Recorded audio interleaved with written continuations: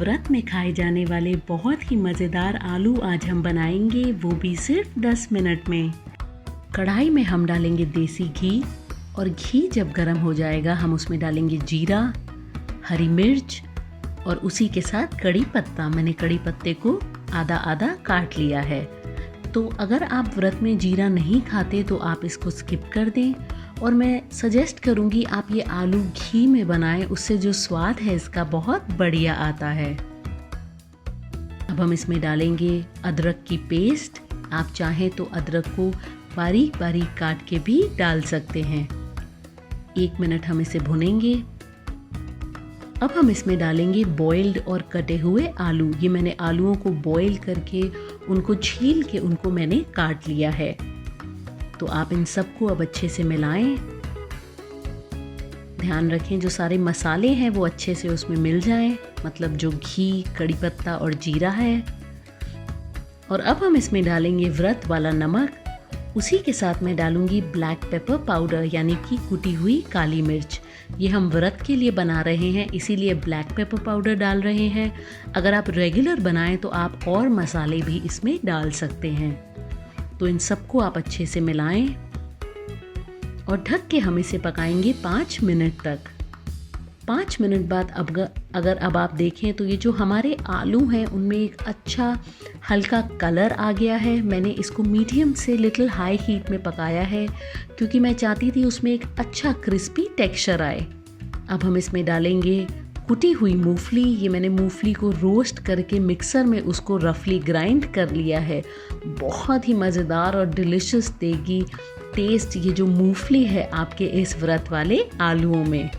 तो इनको अब आप अच्छे से मिलाएं। मूंगफली डालने के बाद भी हम इसे पकाएंगे 3 से 4 मिनट तक ताकि मूंगफली अच्छे से कुक हो जाए। आप देखें 3 से 4 मिनट बाद ये अब बहुत ही मज़ेदार लग रही है। आप इसको एक बार ज़रूर ट्राई करें, ये बहुत ही डिलिशियस आलू बनते हैं। इसमें अब हम डालेंगे हरा धनिया और नींबू का रस। ये डालने के बाद आप सबको अच्छे से मिक्स करें। आप इसको ऐसे अगर सूखा भी खाएं या दही के साथ भी खाएं तो ये बहुत ही मज़ेदार लगते हैं। तो लीजिए, बहुत ही मज़ेदार मूंगफली वाले आलू बनके तैयार हैं आपके उपवास और व्रत के लिए। व्रत या उपवास में खाई जाने वाली फलाहारी पैटीज आज हम बनाएंगे एक बहुत ही डिलिशियस सेंटर फिलिंग के साथ। फिलिंग के लिए यहाँ मैंने लिया है डेसिकेटेड कोकोनट। ये ड्राई कोकोनट है। आप चाहें तो फ्रेश कोकोनट भी ले सकते हैं और उसको बारीक बारीक ग्रेट कर लें। अब हम इसमें डालेंगे जिंजर पेस्ट, नमक, चीनी। जी हाँ, इसमें चीनी भी जाती है। फिलिंग थोड़ी अंदर की खट्टी मीठी होती है। अब आप डालें हरी मिर्च, बारीक कटे हुए काजू, किशमिश, रोस्टेड मूंगफली। ये मैंने मूंगफली को रोस्ट करके बारीक बारीक कूट लिया है। उसी के साथ हम इसमें डालेंगे अमचूर पाउडर। आप चाहें तो नींबू का रस भी डाल सकते हैं। तो ये जो फिलिंग बनती है बहुत ही डिलिशियस बनती है। इसमें बहुत सारे टेस्ट होते हैं। ग्रीन चिलीज़ का स्पाइस होता है, आपकी चीनी की हल्की मिठास और अमचूर की वजह से थोड़ा सा खट्टापन। तो अब आप इस सबको अच्छे से मिक्स करें। आप देखें ये मिक्स होके रेडी है। बट अगर आप देखें ये फिलिंग बहुत अलग अलग है, एक साथ कंबाइन नहीं है, तो मैं आपको एक टिप दूंगी। इसमें आप डालें आधा बॉइल्ड आलू। तो बॉइल्ड आलू आपकी जो पूरी फिलिंग है उसको कंबाइन कर देगा। तो जब आप इसको अपनी फलाहारी पैटीज़ में भरेंगे तो बहुत आसानी होगी और वो फ्राई करते वक्त कभी भी नहीं फटेंगी। तो आप देखिए फिलिंग हमारी बिल्कुल रेडी है। अब यहाँ मैंने लिए हैं बॉइल्ड आलू। इसको आप अच्छे से मैश करें। आप चाहें तो ग्रेट भी कर सकते हैं। हमने यहाँ आलूओं को मैश कर लिया है। इसमें बिल्कुल भी लम्स नहीं है। अब आप इसमें डालें नमक, उसी के साथ अरारोट पाउडर और हरा धनिया। अब आप इस सबको अच्छे से मिक्स करें। तो अरारोट व्रत में खाया जाता है और हम इसलिए डालते हैं ताकि जो हमारी ये पैटीज़ हैं ये अच्छे से कंबाइन हो जाएं। तो आप इन सबको अच्छे से मिक्स करें। आप हाथ का इस्तेमाल भी कर सकते हैं। अगर आप रेगुलर टाइम में ये बना रहे हैं और व्रत के लिए नहीं, तो आप बाकी के मसाले भी इसमें डाल सकते हैं। तो ये अब बिल्कुल रेडी है।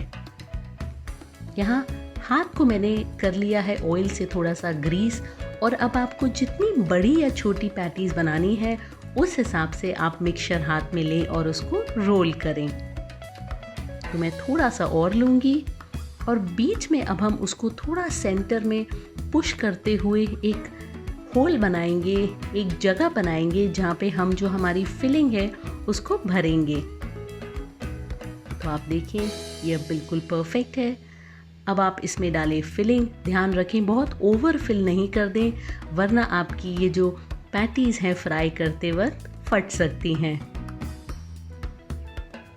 अब आप इसको ध्यान से अच्छी तरह से कवर करें, क्योंकि हमने आलू डाला था हमारी फिलिंग में।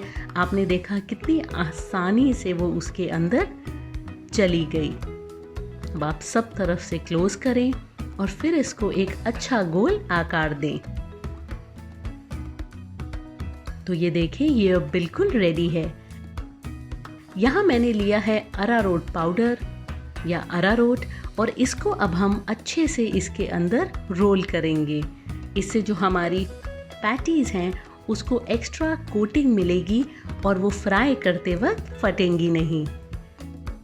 आप एक्स्ट्रा जो अरारोट है उसको डस्ट करें। अब इसको आप कुछ देर रेफ्रिजरेटर में भी रख सकते हैं या डायरेक्टली फ्राई भी कर सकते हैं। यहाँ ऑयल को हमने कर लिया है मीडियम हॉट, और इसमें अब हम एक एक करके डालेंगे हमारी फलाहारी पैटीज़। आप ध्यान रखें जो ऑयल का टेम्परेचर है वो बहुत ज़्यादा भी गर्म नहीं हो, मीडियम हॉट होना चाहिए। अब 4 से 5 मिनट तक आप इसको फ्राई करें। बीच बीच में एक स्पून की हेल्प से आप इसको स्टर करते रहें। तो आप देखें जो हमारी पैटीज़ हैं वो ऊपर आने लगी हैं, लाइट हो गई हैं। इसका मतलब ये अच्छे से फ्राई हो गई हैं। अब आप इनको निकालें, एक्सेस ऑयल को ड्रेन करें। आप देखें कहीं से भी नहीं फटी हैं, बिल्कुल परफेक्ट ये बनी हैं। अगर आपको नवरात्रों में हेल्दी और झटपट बनने वाली रेसिपीज़ पसंद हैं तो ये शकरकंदी की चटपटी फ्लेवरफुल चाट आपको बहुत पसंद आएगी। एक पैन में हम डालेंगे ऑयल। आप जो भी ऑयल खाते हैं व्रत के वक्त आप वो यूज़ कर सकते हैं। ये मैंने शकरकंदी को बॉईल करके उसको छोटे पीसेस में काट लिया है। मैंने इसको कुकर में 4 से 5 सीटी दी हैं। अब हम इसको टॉस करेंगे। तो आप इसको हल्के हाथ से करें, बहुत ज़ोर से नहीं करें, क्योंकि शकरकंदी मुलायम है, क्योंकि हमने इसे बॉईल किया है। आप इसको अच्छे से मिलाएं। अगर आप चाहें तो ये कच्ची भी डाल सकते हैं, बट अगर आप ऐसे इसको ऑयल में थोड़ा सा टॉस करके डालेंगे तो बहुत मज़ेदार उसका एक क्रिस्पी टेक्सचर आता है। कुछ लोग इसको फ्राई करते हैं, बट मैं वो पसंद नहीं करती, क्योंकि नवरात्रों में आप अगर हल्का खाना खाएं, अगर आप ऐसा खाएं तो आपको ज़्यादा अच्छा लगता है। आप देखें धीरे धीरे इसका कलर अच्छा चेंज होने लगा है। ये बहुत बढ़िया लग रही हैं इस पॉइंट पे। आप इसको बस 1 से 2 मिनट तक और इसी तरह टॉस करें और ये बिल्कुल बन के रेडी होगी। अब हम इसको निकालेंगे एक बोल के अंदर। तो 3 से 4 मिनट में ये बिल्कुल हमारी पक के तैयार हो गई हैं। आप देखें इसका क्रंची ऊपर का टेक्सचर है। इस पॉइंट पे हम इसमें डालेंगे अनारदाना। अनारदाना पाउडर बहुत मज़ेदार टेस्ट देगा। उसी के साथ ब्लैक पेपर पाउडर, भुना हुआ जीरे का पाउडर, ये आप घर पे आसानी से बना सकते हैं। उसी के साथ सेंधा नमक। नमक आप थोड़ा डालें, बहुत ज़्यादा नहीं। इसमें हम डालेंगे हरी चटनी। मैंने इसमें सिर्फ हरा धनिया, मिंट और हरी मिर्ची को लेके पीसा है। उसी के साथ मैं इसमें डाल रही हूँ इमली और गुड़ की चटनी। ये बड़ा ही चटपटा सा मसालेदार टेस्ट देगी। अब हम इसमें डालेंगे थोड़े से अनार के दाने। ये फ्रेशनेस देगा आपकी इस चाट को। भुने हुए सेसमे के सीड्स यानी कि तिल, और इसी के साथ हम इसमें डालेंगे रोस्टेड पीनट्स। ये मैंने रेगुलर रॉ पीनट्स को घर पे रोस्ट करके उसकी स्किन निकाल ली थी, ये बाज़ार की नहीं है। इसी के साथ मैंने इसमें डाला है हरा धनिया। तो ये जो शकरकंदी है आपकी, ये बड़ी मीठी सी क्रंची क्रिस्पी उसका टेस्ट होगा। जो आपके अनार के दाने हैं वो बड़ा फ्रेशनेस देंगे और मूंगफली और सेसमे इसमें देगा एक बहुत अच्छा बाइट। इसी के साथ हमने इसमें डाला है नींबू। तो ये चटपटी सी बहुत ही मज़ेदार आपकी चाट बनके तैयार है। आप इसको इस नवरात्रों पे ज़रूर बनाएं, ये बहुत ही मज़ेदार बनती है। मैं बहुत बनाती हूँ इसे। अगर आप चाहते हैं मैं और भी ऐसी नवरात्रों के लिए हेल्दी और डिलीशियस रेसिपीज़ शेयर करूं, मुझे आप ज़रूर बताएं। साबूदाना वड़ा कई बार कुक करते वक्त फट जाता है या फिर कच्चा रह जाता है। मैं आपको दूंगी आज बहुत सारे टिप्स इनको परफेक्ट बनाने के लिए। यहाँ मैंने लिए हैं 3 आलू। इसको हम अच्छे से मैश करेंगे ताकि इसमें कोई भी लम्स नहीं रहे। आप चाहें तो इन्हें ग्रेट भी कर सकते हैं। आप देखें ये अब बिल्कुल रेडी है। अब मैं इसमें डालूंगी साबूदाना। ये साबूदाना को मैंने धो के अच्छे से 5 घंटे तक सोक कर लिया था पानी में। आप ऐसे प्रेस करके देखें तो ये परफेक्टली सॉफ्ट हैं। अब हम इसमें डालेंगे रोस्टेड और कुटी हुई मूंगफली। ये बहुत मज़ेदार टेस्ट देगी। उसी के साथ जीरा। अगर आप व्रत में नहीं खाते जीरा तो आप स्किप करें। अब हमने डाली है अदरक, हरी मिर्च और काली मिर्च का पाउडर। अब आप इस सबको अच्छे से मिक्स करें। उससे पहले आप डालें हरा धनिया। तो ये कम्प्लीटली ऑप्शनल है। अगर आप व्रत के टाइम पे नहीं बना रहे तो आप इसमें और भी मसाले अपनी पसंद के डाल सकते हैं। अब हम इसमें डालेंगे व्रत का नमक और इसको भी हम अच्छे से मिक्स करेंगे। तो ये हमारा जो मिक्सचर है ये बिल्कुल रेडी है। अब हाथ में आप लगाएं थोड़ा सा घी या ऑयल और इसकी अब हम साबूदाने वड़े बनाएंगे। बहुत बड़े भी आप नहीं बनाएं वरना वो अंदर से कई बार कच्चे रह जाते हैं। आप इसको गोल शेप दें और उसके बाद हम इसका जो ऊपर का पार्ट है उसको हल्के से प्रेस करेंगे तो वो ऑटोमेटिकली आपकी राउंड टिक्की हो जाएगी। आप देखें इस तरह से प्रेस करें तो ये बिल्कुल परफेक्ट है। यहाँ हमें टोटल 14 मेरी साबूदाना वड़ास बने हैं इतने मिक्सचर से। अगर मैं आपको इसका एक क्लोज़अप दिखाऊं, आप देखें साइड्स में से बिल्कुल भी क्रैक नहीं है। अगर आप इसको डीप फ्राई कर रहे हैं तो ध्यान रखें क्रैक कभी भी नहीं हो, वरना कई बार साबूदाना वड़े तलते वक्त फट जाते हैं। तो ये बिल्कुल परफेक्ट है। अब यहाँ मैंने लिया है ऑयल। इसको मैंने मीडियम हॉट कर लिया है और धीरे धीरे करके हम इसमें अपने साबूदाना वड़ास डालेंगे। तो हम इसको डीप फ्राई नहीं कर रहे, हम इसको शैलो फ्राई करेंगे। आप इसको मीडियम फ्लेम पे पकाएं, हाई पे नहीं पकाएं वरना अंदर से ये कच्चे रह जाएंगे। अब आप स्पून की हेल्प से थोड़ा सा ऑयल उसके ऊपर डालें और 3 से 4 मिनट बाद अब मैं इसको पलटूंगी। आप देखें इसमें प्यारा गोल्डन कलर आया है। तो आप पे डिपेंड करता है आप कितनी कुरकुरी अपनी साबूदाना वड़ा पसंद करते हैं, उस हिसाब से आप इसको कम या ज़्यादा फ्राई कर सकते हैं। तो 3 से 4 मिनट ईच साइड को फ्राई होने में लगता है। अब आप देखिए ये ऑलरेडी इसमें प्यारा गोल्डन कलर आ गया है। मैं थोड़ा सा इसको और कुक करूँगी ताकि जो कुरकुरापन है वो थोड़ा और आए। तो आप देखिए कलर इसका बिल्कुल परफेक्ट है। तो 1 से 2 मिनट तक हम इसे और अच्छे से फ्राई करेंगे। अब हमारे साबूदाना वड़ास हो गए हैं। आप इसको निकालें और ट्रांसफ़र करें एक टिश्यू पेपर के ऊपर। तो अगर आप ये कुछ छोटी छोटी टिप्स का ध्यान देंगे जो मैंने आपको बताई हैं, आपके साबूदाना वड़े हमेशा बहुत ही क्रिस्पी और मज़ेदार बनेंगे और पकाते वक्त कभी भी ये फटेंगे नहीं। मैंने और भी बहुत सारी साबूदाना रेसिपीज़ शेयर की हैं व्रत के लिए, उनका लिंक भी मैं डिस्क्रिप्शन बॉक्स में डालूंगी, आप वो ज़रूर चेक करें।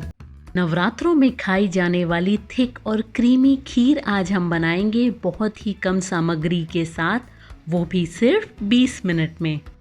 खीर बनाने के लिए सबसे पहले एक पैन में हम डालेंगे दूध। ये आप लो फैट या फुल फैट कोई भी मिल्क ले सकते हैं। मैंने ये बॉयल्ड मिल्क नहीं लिया है क्योंकि वैसे भी हमें दूध को इस टाइम पे बॉयल करना है। तो हम इसे 1 से 2 उबाले आने देंगे। आप देखिए अब इसमें बॉयल्स आने लगे हैं, तो ये बिल्कुल परफेक्ट है। जो साइड की मलाई है आप वो लगातार स्क्रैप करते रहें क्योंकि वो हमें इस खीर में चाहिए। बहुत गाढ़ी बनाएगी हमारी ये मलाई इस खीर को। अब हम इसमें डालेंगे समक के चावल। ये समक के चावलों को मैंने 20 मिनट तक भिगो लिया था और भिगने के बाद ये थोड़े से फूल जाते हैं। आप अब इनको डालें खीर के अंदर। ये जनरली चावल नहीं होते, ये मिलेट होते हैं। इंग्लिश में इसे हम बार्नयार्ड मिलेट बोलते हैं। ये बहुत ही हेल्दी हैं, फाइबर में बहुत रिच हैं, कैलोरीज इसमें बहुत कम होती है और ग्लूटेन फ्री हैं। तो जो लोग नहीं खा पाते चावल, उनके लिए ये बहुत ही बेहतरीन खीर है। ये आप अगर व्रत में बनाएंगे आपको बहुत मज़ा आएगी इन्हें खा के। तो हम इसे 5 से 6 मिनट तक पकाएंगे। इसको बनाने में भी ज़्यादा टाइम नहीं लगता। अब आप देखिए हमारी खीर थोड़ी गाढ़ी हो गई है। इस पॉइंट पे मैं आपको थोड़ा क्लोज़अप दिखाऊंगी। अगर अब आप समक को देखेंगे वो थोड़े से फूल गए हैं, ये निशानी है कि ये बिल्कुल अब परफेक्ट हैं। इसको बनाने में मुझे सिर्फ 7 से 8 मिनट गए हैं, ज़्यादा टाइम नहीं लगता। इस पॉइंट पे मैं इसमें डालूंगी चीनी और उसी के साथ इलायची। अगर आप चाहें तो चीनी की क्वांटिटी अपने हिसाब से कम या ज़्यादा कर सकते हैं। अगर आपको चीनी की जगह गुड़ डालना है तो खीर बनने के बाद आप एक पैन में जैगरी का सिरप बनाएं, यानी गुड़ का सिरप बनाएं।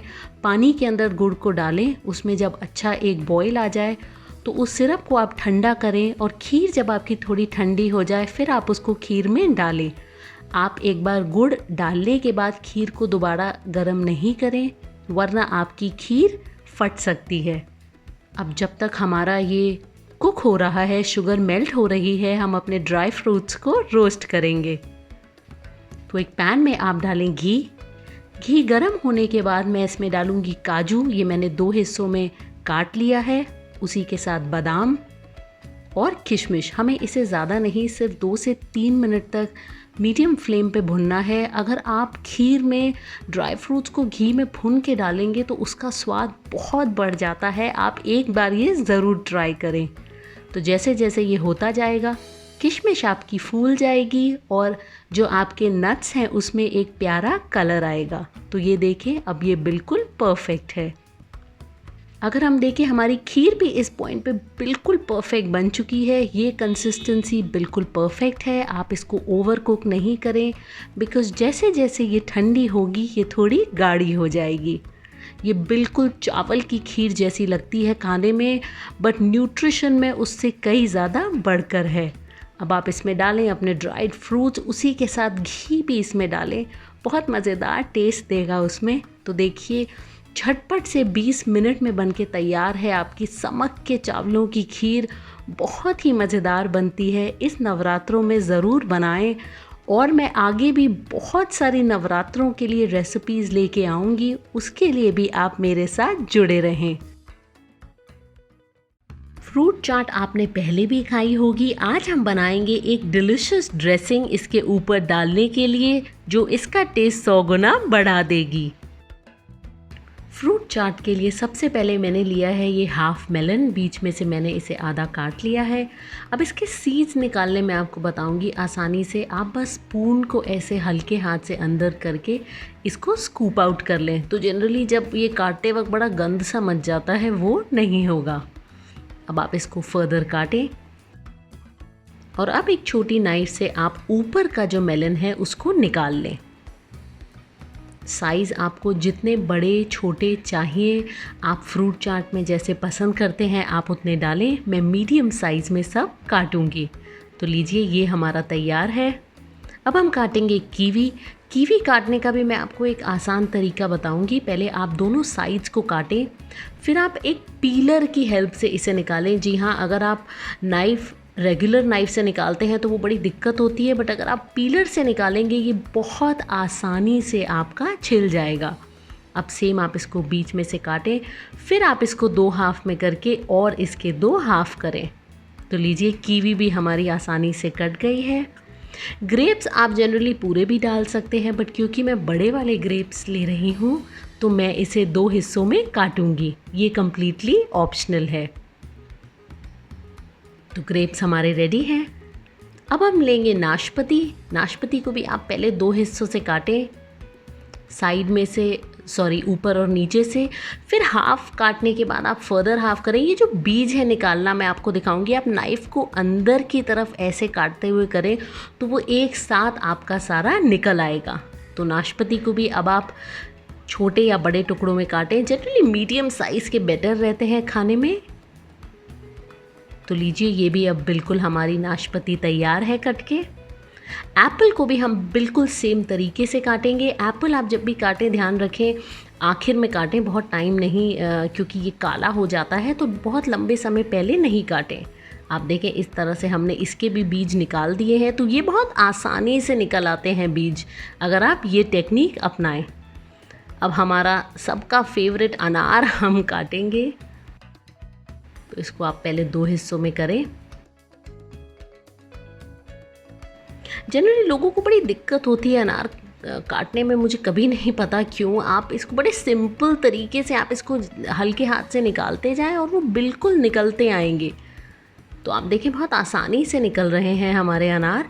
और इसके बाद अब जो ऊपर की जो स्किन है वो आप हटाएं और अनार को अंदर की तरफ आप पुश करें। देखें बहुत आसानी से बिल्कुल ये भी अब बिल्कुल बनके हमारे तैयार है।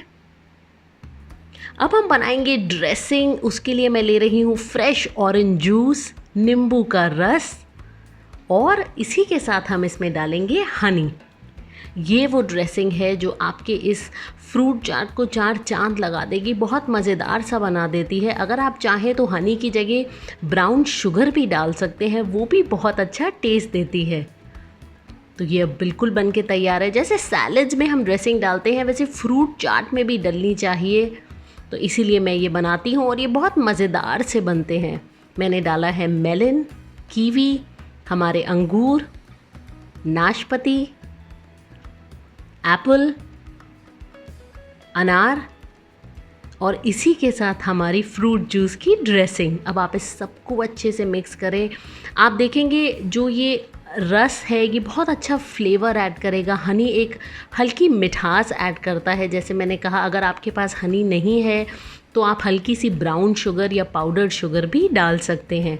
मैं अपने फ्रूट सैलेड में कभी भी सॉल्ट डालना पसंद नहीं करती, बट अगर आप पसंद करते हैं तो आप इसमें नमक और काली मिर्च भी डाल सकते हैं। तो लीजिए बन के तैयार है बहुत ही हेल्दी मज़ेदार फ्रूट चाट। ज़रूर बनाइए इसको और इन्जॉय करें। अगर आपको आज की ये हेल्दी रेसिपी पसंद आई है मुझे वो भी बताएं और मेरे चैनल को ज़रूर सब्सक्राइब करें, क्योंकि आगे भी मैं बहुत सारी ऐसी हेल्दी रेसिपीज़ आपके लिए लगातार लाती रहूँगी।